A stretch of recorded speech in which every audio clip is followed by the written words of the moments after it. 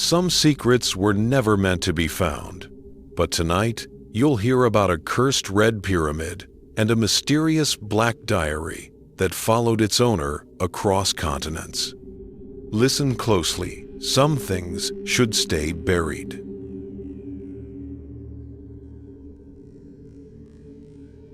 I never believed in curses, not even the famous ones, the curse of the pharaohs, the legend that supposedly followed Howard Carter after the 1922 discovery of Tutankhamun's tomb. I grew up in Flagstaff, Arizona, not Egypt, and the closest thing we had to ancient mysteries was the Lowell Observatory and the stories about Percival Lowell swearing he saw canals on Mars.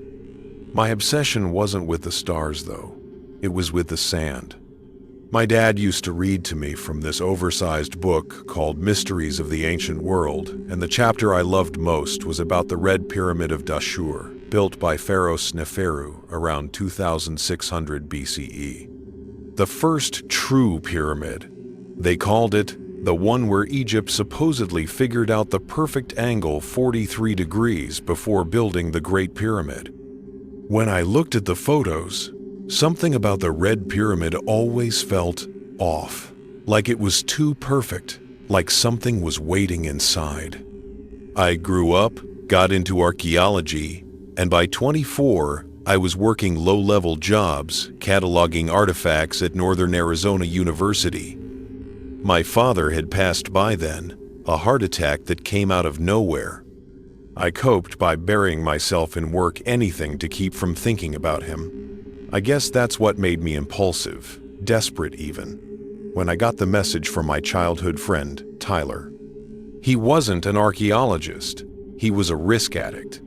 He'd been the kind of kid who tried ghost hunting at abandoned mines off Route 66. He'd gotten into urban exploration, posting YouTube videos from places he definitely wasn't supposed to be. And then came the message. Dude, trip to Egypt, real tomb. Not on maps. We need one more person. You in? Serious offer. I should have ignored it. But the Red Pyramid had always been my dad's favorite. We used to talk about going someday, even though we couldn't afford it. And maybe part of me wanted to feel close to him again. So 3 weeks later, I was standing in the Cairo heat with Tyler and this guy named Ramsey, some ex-military contractor who claimed he could open any door in the world. He had the smile of someone who had seen violent things and learned to like the Perus, memories. Our plan wasn't technically legal. They were excavating around the Red Pyramid's entrance that month. A real event, actually, involving GPR scans that uncovered cavities under the pyramid. It was all over the archaeological journals, and that gave us the cover. At night, when the workers were gone, we'd slip past the fences, find the old descending passage, and look for a rumored blocked antechamber Belzoni had written about in an obscure letter from 1820. The letter existed. I had seen a photo of it once. And Belzoni, the giant Italian explorer, was famous for seeing things others claimed didn't exist. The idea of following a real historical hint made it feel less like a crime and more like a discovery. But everything went wrong before we even reached the passage. I noticed at first this vibration in my ears, like a bass note too low to fully hear. A humming. It wasn't the wind. It felt like the sound was coming from the stone itself. When I mentioned it, Tyler shrugged, but Ramsey froze and whispered, "We're not alone." He wasn't talking about guards. He meant something else. We descended anyway, turning on our headlamps as the temperature dropped sharply. My breath fogged, which made no sense. The air inside pyramids was always hot and stale. The walls looked normal at first, typical red limestone. But the deeper we went, the more the stones looked wrong. Scratched, almost as if carved from inside out. At the bottom of the passage, a smooth stone slab blocked the entrance to the main chamber. Ramsey got to work with his tools. That humming grew louder. My skull felt like it was vibrating. And then my lamp flickered. "Don't move," Ramsey said suddenly. "Something's behind the slab." I strained my ears. Nothing. But then a faint tap tapped back. 3 slow knocks. Tyler whispered, "Dude, is someone stuck?" Ramsey didn't answer. He pressed his ear to the rock. Then he stepped back. "It's hollow. Something's in there. Help me open it." I swallowed hard. The rational part of me said someone had gotten in before us, another trespasser, maybe. The irrational part whispered something older, something waiting. We pushed. The slab moved enough to create a gap. Cold, pressurized air blasted out, like opening a vacuum-sealed tomb. Then my flashlight fully died. Only Ramsey's stayed lit. And in that circle of light, I saw something etched onto the inside of the slab. Hieroglyphs, fresh ones, the kind not eroded by time. The block looked like it had been carved recently. "That's impossible," I murmured. Ramsey leaned closer, and his voice cracked. "It's a warning." I could read some hieroglyphs, enough to know the first symbol. Ba, the soul. The next one was the twisted rope sign, HK asterisk, or bind. The rest formed a primitive prayer, begging Sneferu's soul to remain sealed forever. Something rustled behind the slab. I nearly screamed. We shoved the stone just enough to slip through. The chamber inside was enormous, larger than any documented part of the Red Pyramid. My dad would have loved it. That thought hurt, but it also kept me grounded as we stepped inside. The humming stopped instantly. The silence was total, like the air had thickened. Then we saw them. Footprints. Bare, human footprints, fresh ones, leading deeper into the dark. "There's someone here," Tyler whispered. "Has to be." "No," Ramsey said. "Not someone." His voice had completely changed. He was scared. I'd never seen him scared. We followed the prints because we couldn't not follow them. It was like being pulled. The tunnel opened into a second chamber, one not mentioned on any GPR scan or historical blueprint, and in the middle was a stone sarcophagus, not an Egyptian one, and not ancient. It looked like it had been built recently. The stone was clean, undusted, unblemished, like whoever made it had done so within the last month. "No way," I said. "What is this doing here?" Ramsey didn't answer. He approached with a slow, reverent dread. And then something happened that I still can't explain. The sarcophagus lid slid a few inches on its own. Not fully. Just enough to show it wasn't sealed. Tyler ran forward. "Holy, do you think there's a body?" He shifted the lid more. The scraping echoed. And inside, nothing. Empty stone. No mummy. No artifacts. Nothing. And yet the interior was warm, like someone had been lying inside minutes earlier. I reached out and touched the stone. Warm. Human warm. I recoiled and backed away. I stumbled into the far wall and realized it wasn't a wall, but a doorway masked by the dark. "Guys," I whispered, my voice cracking. "There's more." Ramsey walked over, shining his light. The doorway was small, too small for an adult human to carve comfortably. It led into a narrow passage that sloped downward. And on the floor of that passage was something that made my heart crater into my stomach. A shoe. A dusty, worn sneaker. But not an old artifact. A modern one. An American one. And I recognized it because it was mine. My twin. The exact same brand, same color, same rip in the heel. The kind I had thrown away after my dad died because I couldn't stand the reminder of our last hike together. I backed up so fast I hit the sarcophagus. "That's impossible," I whispered. "That's no. Ramsey turned to me. "You said your dad died in Flagstaff, right? What does that have to do with?" "What was the date?" "April 14th, I said. "Why?" He swallowed. "That's the day Sneefru's burial rites were said to have ended. The day his soul was believed to be unbound." Tyler looked at both of us. "Guys, what the hell are you saying?"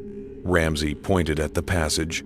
"I'm saying something is mimicking people or pulling pieces of them. I've seen things like this before, not here. But in places men weren't meant to be." The humming started again, no longer faint but pulsing like a heartbeat. The ground trembled lightly. Dust fell from the ceiling. And then a voice came from the passage. My father's voice. "Evan," it whispered. "Help me." Tyler screamed. I froze. My chest caved inward.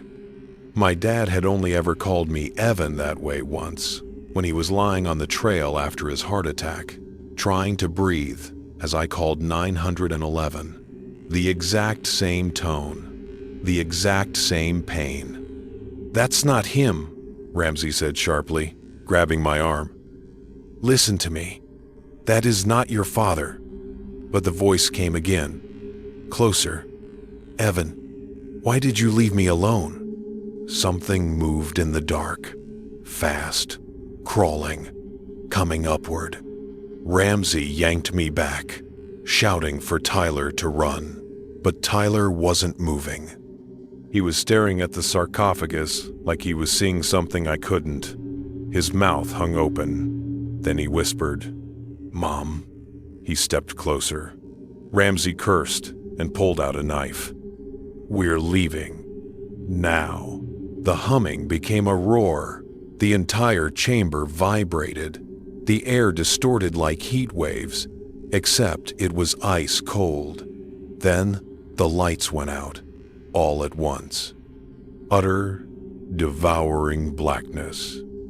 And in that darkness, something touched my hand. Not grabbed, just touched. Slow, curious. Like it was feeling my skin, learning its shape. And then, right next to my ear, someone breathed. Once. Soft. Familiar. My father's exhale. And I finally understood. Sneferu's soul, the Ba, was believed to travel, to leave the body, to take forms, to lure, to mimic, to bind. The hieroglyphs hadn't been a warning about keeping something sealed inside.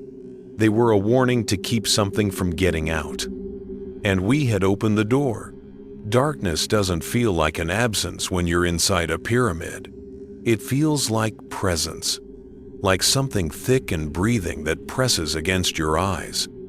When the lights died, Tyler screamed first, a ragged, guttural sound that bounced off the stone in a way that made it impossible to tell where he was. Ramsey shouted for him to stay still. "Don't move, don't move." But the humming drowned his voice. Wintector. I felt the vibration in my teeth, in my bones, like it was tuning us to some frequency we weren't supposed to survive. Something brushed past my leg. Not a hand, not an animal. Something that moved like cloth, but felt like stone. Then the cold became unbearable, a frost that burned. I clamped my eyes shut, even though it made no difference. And then, just as suddenly, a light snapped on. Ramsey's backup flashlight, a weak, flickering beam, but enough to see the chamber again, enough to see that Tyler was gone. No footprints, no dropped gear, nothing, just gone, like something had erased him from the world. "We need to go after him," I said, even though I didn't believe it. The doorway to the narrow passage still yawned open, blacker than the dark around it, like it consumed the light. "No," Ramsey said, moving fast, grabbing my sleeve. "He's not recoverable." "What the hell does that mean?" "It means if we follow, we don't come back." His voice cracked, which terrified me more than the darkness. He pushed me toward the main passage. "Move. Now." But I hesitated. The shoe. My shoe still sat at the edge of the dark passage, and something in that darkness shifted, just slightly, like a shape leaning forward to listen. Then I heard my father's voice again, closer, clearer, impossibly real. "Evan, you left me. Don't leave me again." My knees buckled. I would have walked straight into that passage if Ramsey hadn't grabbed my collar and physically dragged me backward. "That thing doesn't know how to say your name unless you taught it," he hissed. "Don't give it more to work with." He killed his light for just a second, enough to plunge us back into blackness, and when he switched it on again, the bottom edge of the passage doorway looked subtly, horrifyingly different, wider, as if it had been reshaped by the dark behind it. "It's expanding," I whispered. "Yeah," Ramsey said, "because it wants out." We ran. We scrambled back through the chamber, past the empty sarcophagus that now looked like a waiting mouth, and back toward the slab we had moved. Except the slab wasn't how we left it. It was completely resealed. Perfectly, seamlessly. "No, no, no," I muttered, slamming my hands against it. Ramsey cursed and began pulling tools from his bag with shaking fingers. Metal clanged against stone, each echo shooting up into the ceiling like a distress signal. Behind us, the humming returned, not steady anymore, but irregular, like whatever was in the dark was groping its way forward, learning to move, learning to follow us. As Ramsey worked, I felt something crawling up the back of my neck, cold breath without lungs. I spun around, but there was nothing there, nothing to see. But I felt it, watching, trying to understand me. "Hurry!" I yelled. "I'm trying," Ramsey snapped, jamming a wedge deeper under the stone. A long crack appeared across the slab. Not from his tool, from the other side. Like something was pushing back. Then we heard Tyler. Not his voice, his scream. A raw tear of sound from deep within the passage we fled. It echoed through the sealed stone, as if the pyramid itself carried it. Ramsey stopped, tools shaking in his hands. "That's not him," he whispered, but his eyes said he wasn't sure. The crack split wider, cold air poured through. No, not cold. Warm, human warm. Like someone breathing against the other side. The stone gave way with a thunderous snap. Ramsey shoved me through the opening first. We stumbled into the main descending passage, where the air smelled like real dust again, not whatever stale, unnatural cold filled the chamber behind us.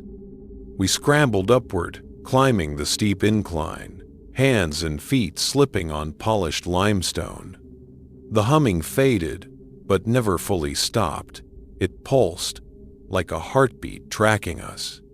Halfway up the passage, our headlamps flickered, and then we heard footsteps behind us. Slow, bare, deliberate, too deliberate. "Don't turn around," Ramsey said, breathless.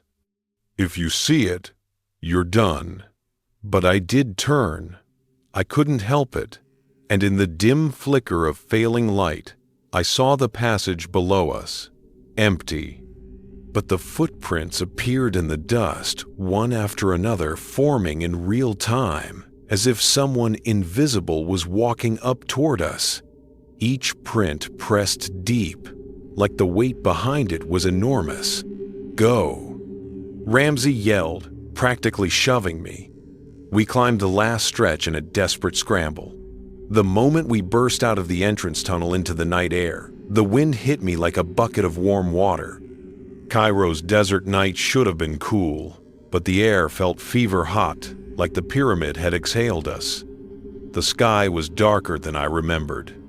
No stars, no moon, as if something overhead was covering them. We sprinted toward the service fence. Ramsey cut it faster than I thought humanly possible, and we slipped through.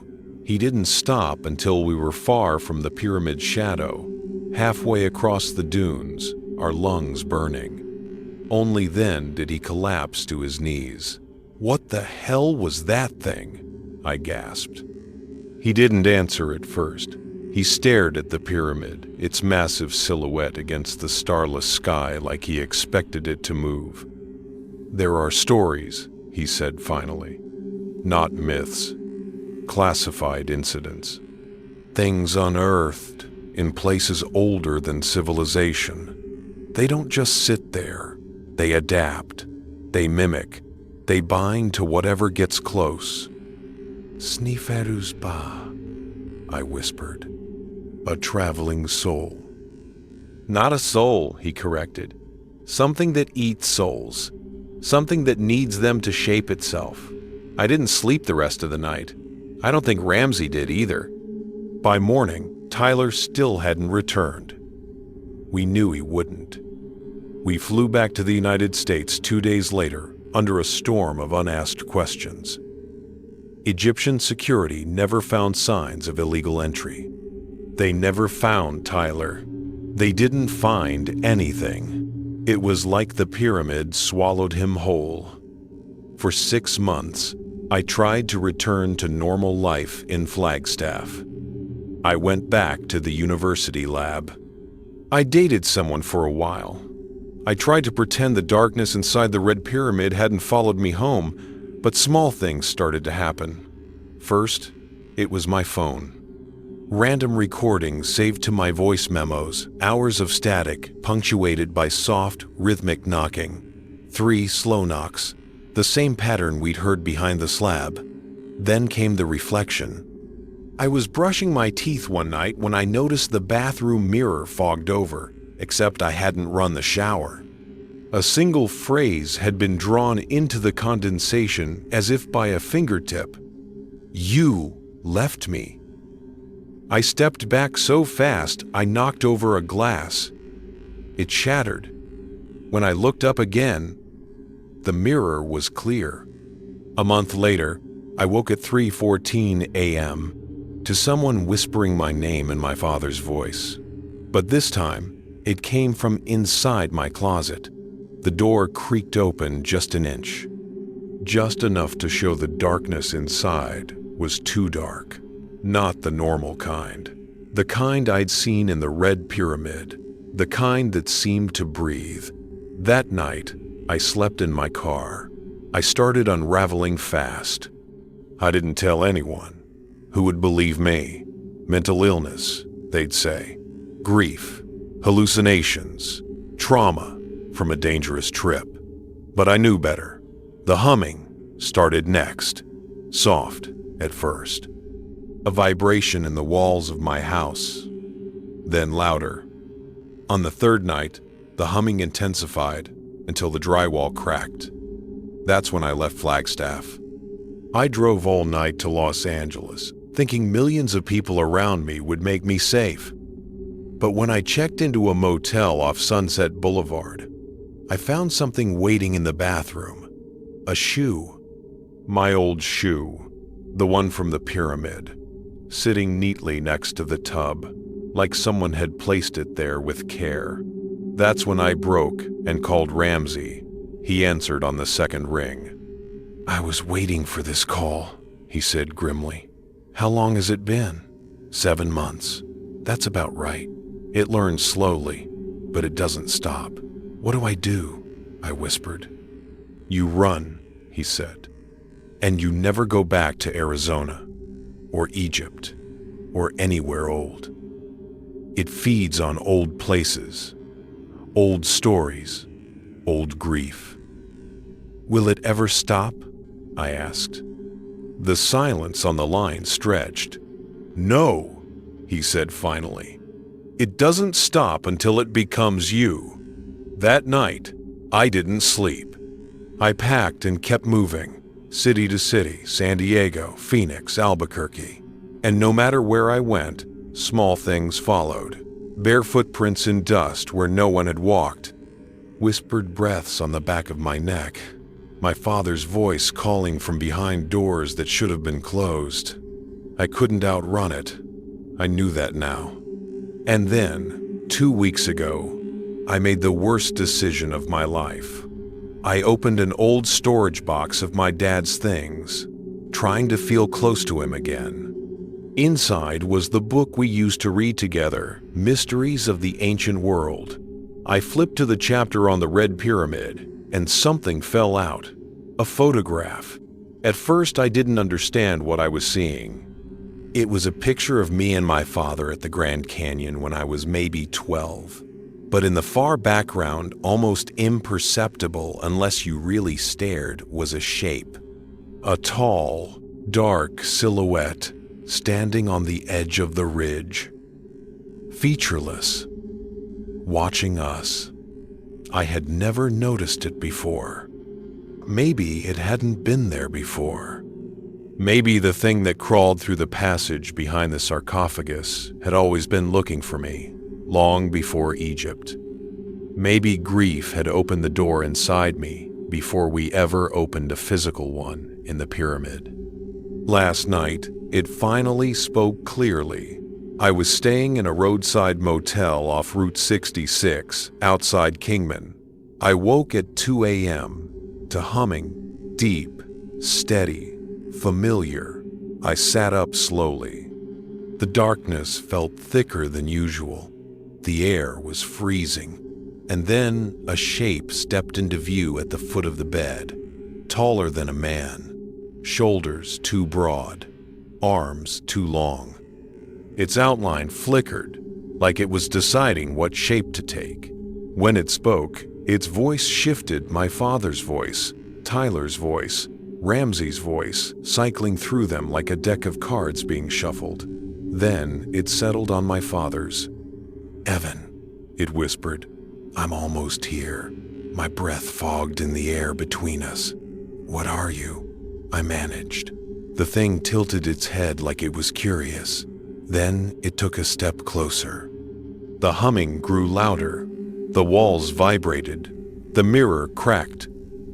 "I am what you opened," it said in a chorus of voices, "and what you left behind." And then I realized something with a terror I cannot explain. It didn't want to kill me. It wanted to be me, to wear me like a memory, to fill itself with my grief, my guilt, my face. As it stepped closer, its shape rippled, and for a split second, I saw my own outline staring back at me. That's when I ran. I don't know how long I have before it finds me again. I'm writing this from a diner somewhere in Nevada. The humming stopped 2 hours ago, but I can feel the pressure in the air building. It's getting better at finding me, getting better at becoming me. I know how this ends. But before it does, I need someone to believe me. Because there's one last thing I haven't told anyone, something I didn't realize until last night when the creature stood at the foot of my bed and its shape flickered. It didn't just mimic voices. It mimicked memories. It mimicked the exact way my dad called my name in the canyon photo, which means it wasn't in the background of the picture. It wasn't lurking there. It wasn't watching us. It was remembering us. It has my memories now. And once it finishes shaping itself, once it becomes me fully, It won't need me anymore, and nobody will ever know the difference.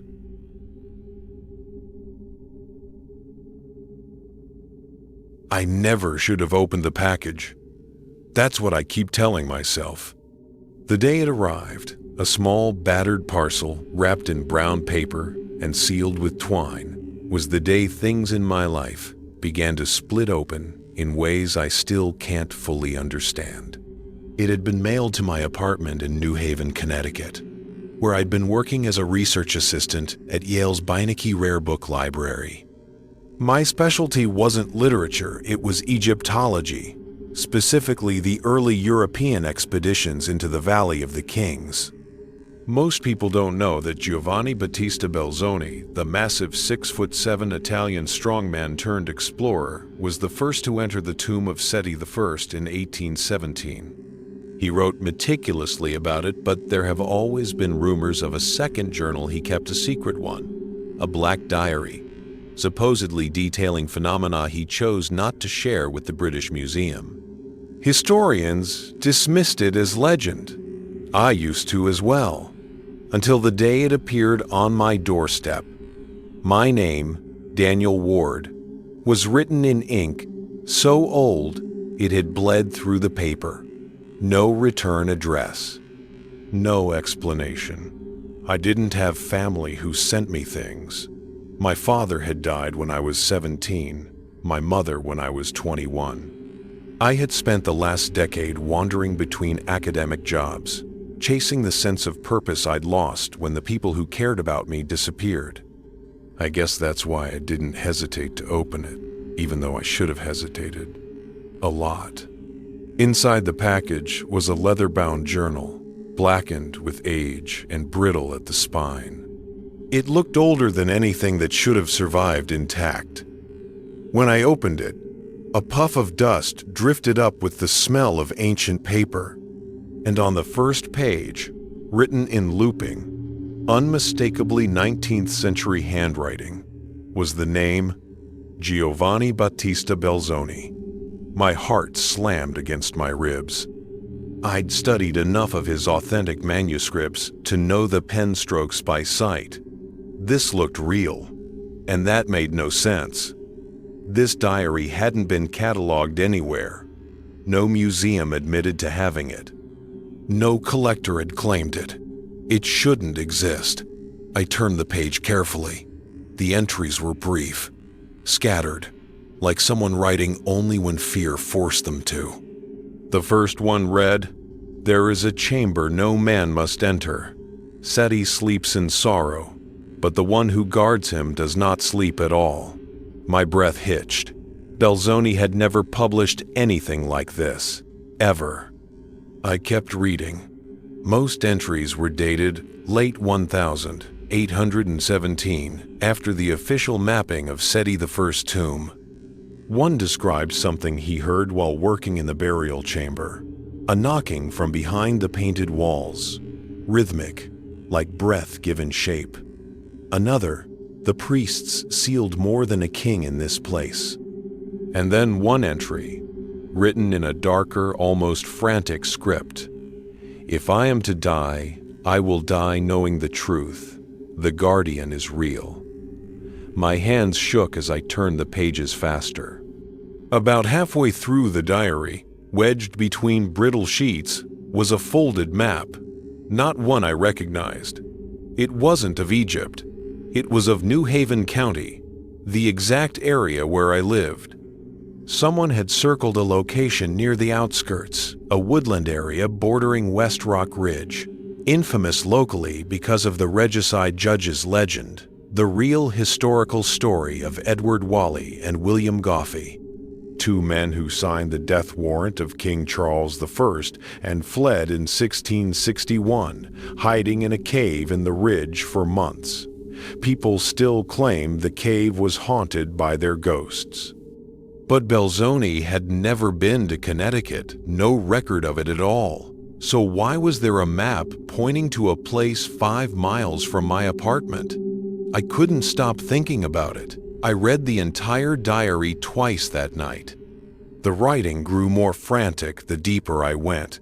devolving into sketches, faces distorted in anguish, symbols resembling hieroglyphs but written incorrectly, as if drawn from memory by someone terrified.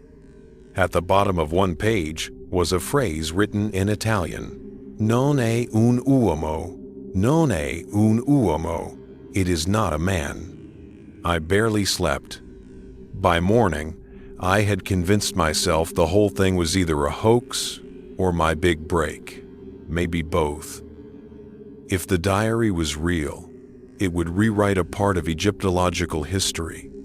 If someone forged it, I could still expose the forgery and make a name for myself. That was the story I told myself anyway. The truth was simpler. I was lonely. I needed something to matter. Something to pull me out of the numbness that had settled over me since my father died. So I followed the map. West Rock Ridge. I parked near the trailhead as the sun dipped low behind the trees. The air was colder than expected for early October.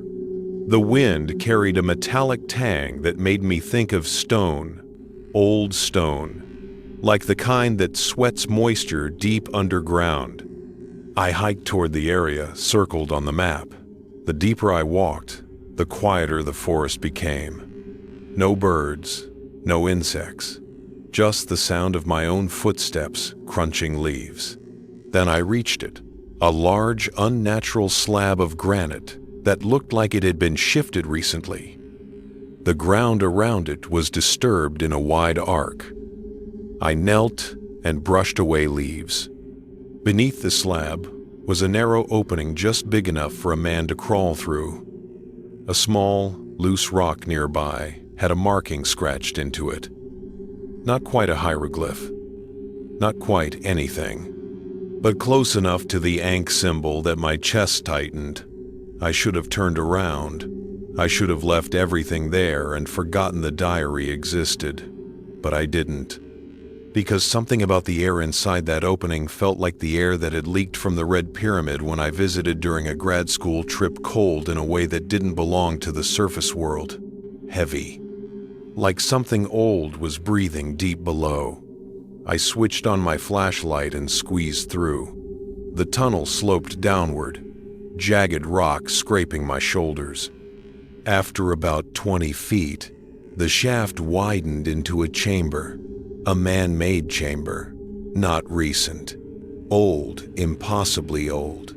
The walls were carved, not in Egyptian hieroglyphs, in something that looked like a crude imitation of them. The carvings resembled the tomb art of Seti I's burial chamber, but distorted, as if copied by someone who had only briefly seen the originals before fleeing in terror. The room smelled like damp earth and faded incense. And something else, something sweet, rotting, and metallic. I raised my flashlight, and that's when I saw it. A wooden crate in the center of the chamber, not ancient 19th century by the look of it. The lid was pried open. Inside were fragments of papyrus, the edges burned, a scrap of cloth, a rusted lantern, and a metal plate with words carved into it in Italian. Questo luogo non deve essere aperto. This place must not be opened. That's when I heard the knock. 1, 2, 3.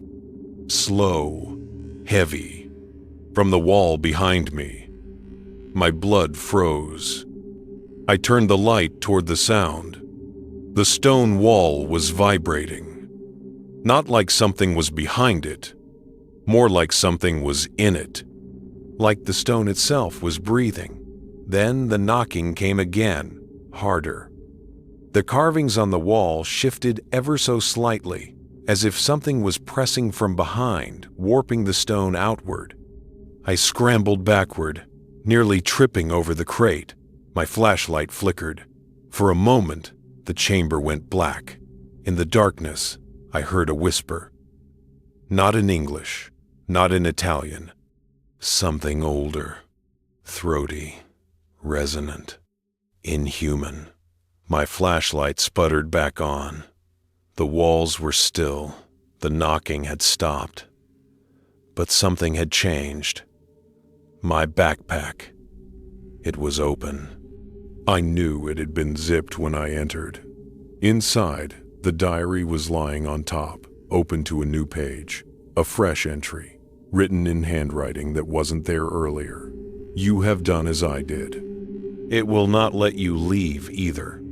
My throat closed. That was when I did what Belzoni must never have done.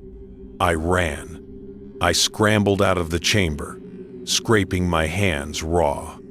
I clawed my way up the narrow tunnel and burst into the cold night air.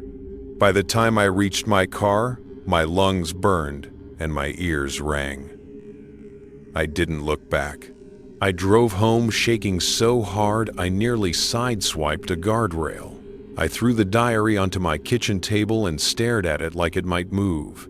It felt heavier than before, like it carried something inside it now. Something aware of me. The knocking started that night, in my apartment, always in sets of 3, always behind the walls, closest to where I placed the diary. The next morning, I took the diary to the library to show my supervisor, Dr. Samuel Pierce. He was a brilliant historian and one of the few people I trusted. When I opened my bag to take it out, the diary wasn't there. Instead, something else lay inside. A scrap of cloth, yellowed, stiff, hand-woven. It looked Egyptian. It looked ancient. And in the exact center of the cloth was a brown stain, dark, circular, old, blood. My supervisor dismissed me for the day, thinking I was fatigued or hallucinating. I didn't argue.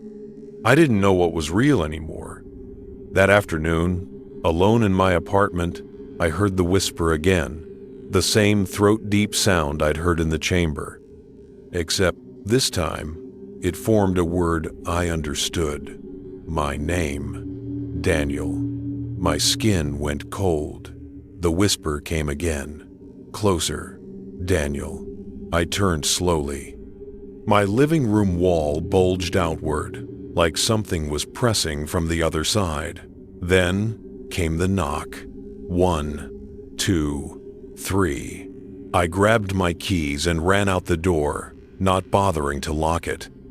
I ended up in my car at the edge of West Rock Ridge, staring into the darkness of the woods where I had found the chamber.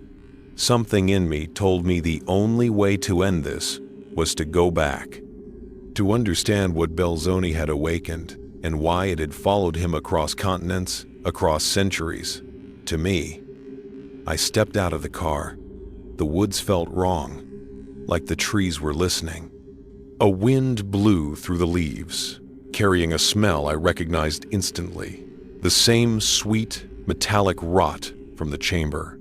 Something ancient, something that had waited too long. And beneath the wind, beneath the rustling leaves, I heard something else. Breathing, slow, heavy, deep underground, waiting for me. Just like it had waited for Belzoni. Just like Belzoni had warned.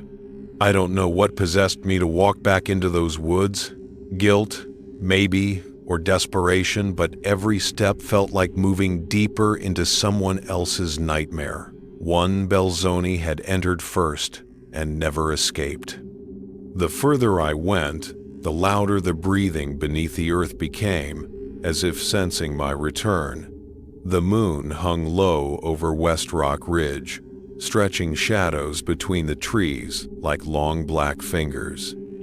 I kept thinking about the regicide judges who hid up here in 1661, hunted, terrified, thinking every gust of wind was a soldier's breath. Maybe fear leaves an imprint on places like this. Maybe that's why whatever followed Belzoni had been drawn to the ridge. Or maybe Belzoni himself brought something here, something he stole from Seti's tomb. Something that should have never crossed an ocean. My flashlight beam jerked with my shaking hands as I approached the granite slab again. Except now, the slab was moved completely aside, revealing the crawlspace openly, as if something had come out. or was waiting for me to go back in. I dropped to my knees and slid inside, breathing shallowly to avoid the thick, metallic scent. The tunnel seemed narrower than before, or maybe the stone had shifted. A scraping sound echoed from below like fingernails dragging across stone. My pulse hammered, but I kept going, because I knew if I didn't do this tonight, I never would. The chamber had changed. I felt it before my flashlight revealed it. The temperature had dropped so sharply that my breath fogged instantly. Frost coated one wall, spiderwebbing outward from the place where the stone had bulged the night before. The wooden crate still sat in the center, but it had been knocked onto its side, spilling fragments of papyrus onto the dirt floor, and behind it, there was a new carving. A symbol, freshly gouged into the stone, a tall figure with an animalistic head, jackal-like, crowned with something resembling the Atef crown, except the proportions were wrong, distorted. The legs too long, the jaw unhinged. It looked like an attempt at depicting Anubis, the guardian of the dead, except warped, as if drawn by someone who had only seen the god reflected in a nightmare.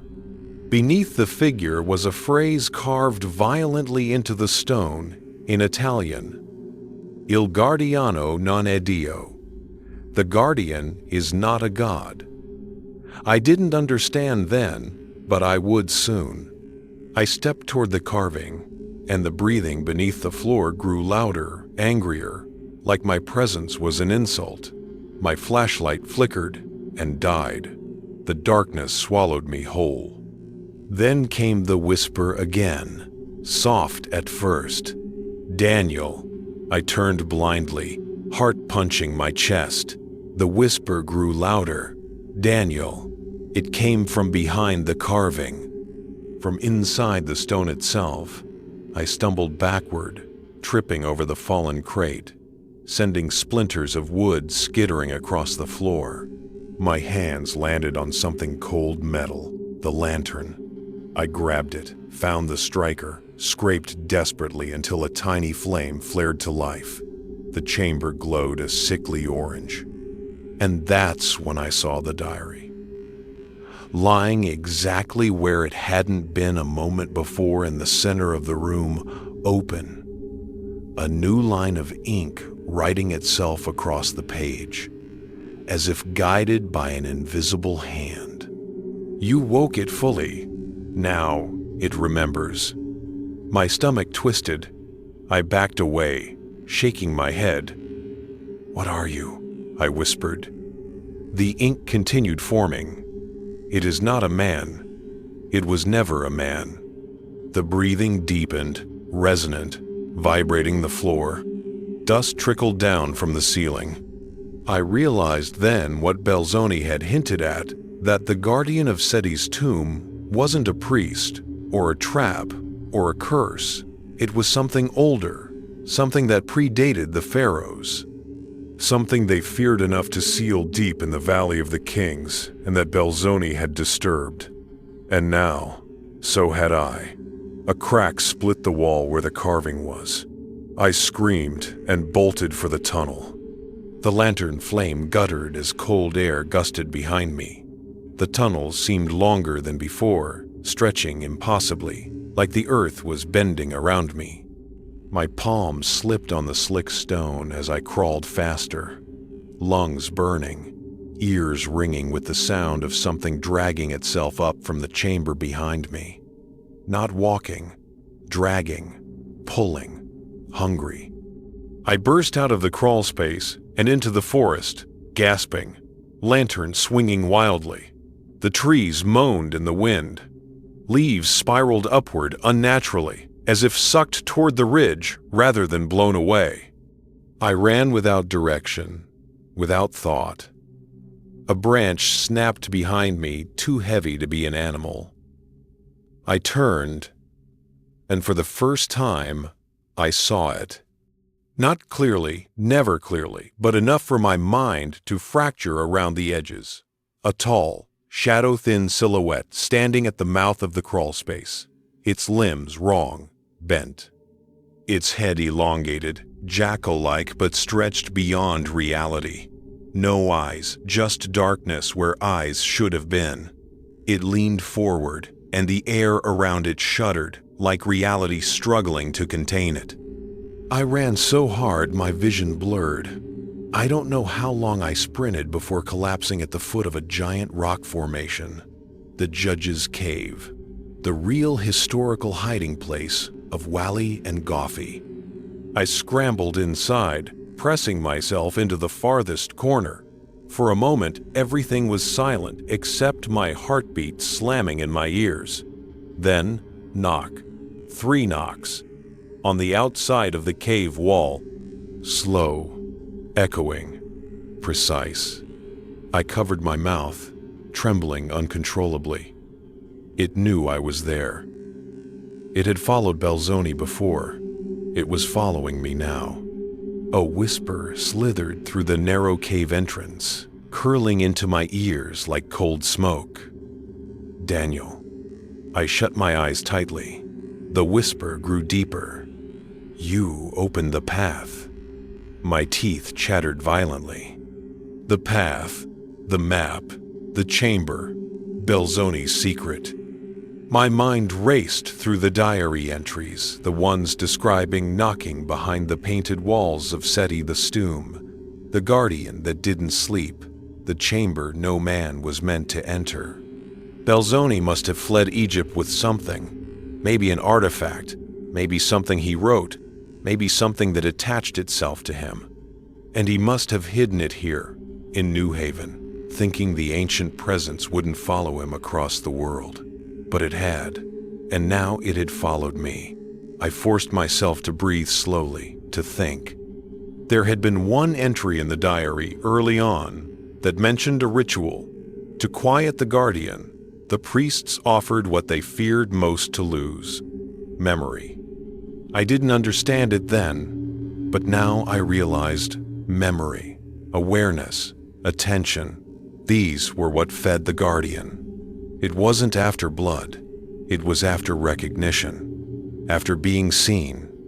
Belzoni had awakened it by discovering its chamber. I had awakened it by reading his diary, by knowing it existed. I needed to sever that connection.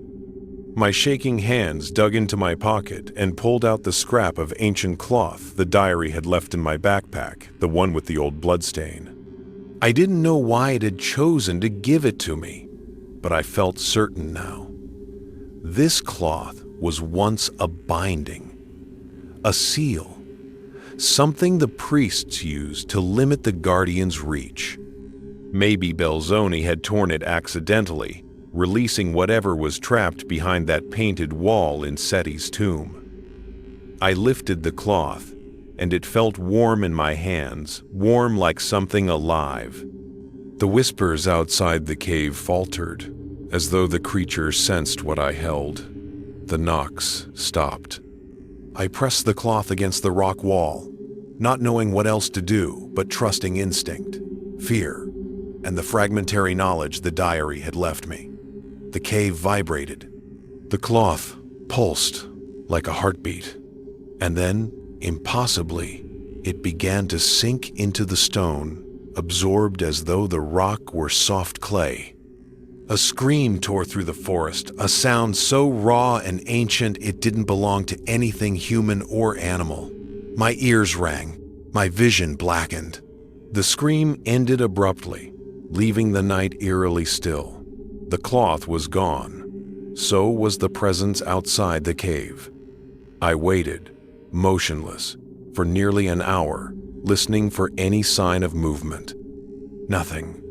Finally, I crawled out of Judge's Cave, my legs barely holding me up. Dawn was bleeding into the sky. The ridge was quiet, no breathing beneath the earth, no knocking, no whispering. For the first time in days, my mind felt my own. But when I walked back toward the crawl space, The granite slab was sealed again, except this time, moss grew along its edges in a way that suggested it hadn't been moved in decades, maybe centuries. The opening was gone, completely. My hands touched the stone, cold, solid, unbroken.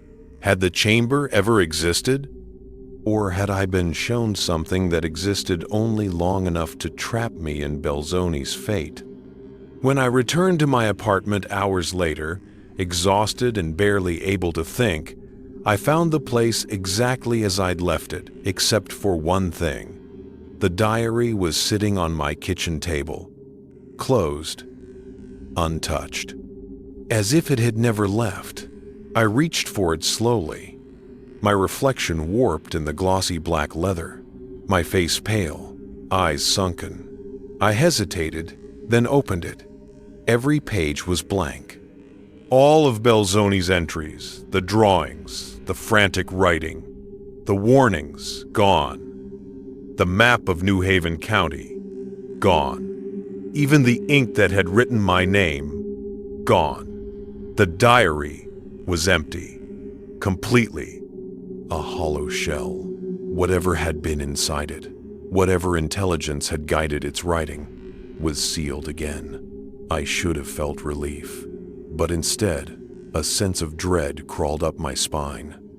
Because on the very last page, at the bottom corner, was a single fresh line of ink. Not frantic, not old, clean, deliberate, memory offered, path closed. And beneath it, 2 words that made my blood run cold. For now. I slammed the diary shut and shoved it into a drawer, burying it under papers, trying to convince myself this was over, that sealing the cloth had worked, that the guardian was contained again. But some nights, when the wind rattles the window frames of my apartment in New Haven, I swear I hear something beneath the floorboards. A faint, rhythmic knock. 1, 2, 3. I tell myself it's pipes, or my imagination, or just the echo of fear refusing to leave me. But then I remember Belzoni's final entry, the one that vanished along with the rest. It will not let you leave. And even though the diary is blank now, even though the chamber is sealed, I know the truth. The guardian remembers me, and one day, when memory fades and the binding weakens, it will knock again, waiting for me to answer.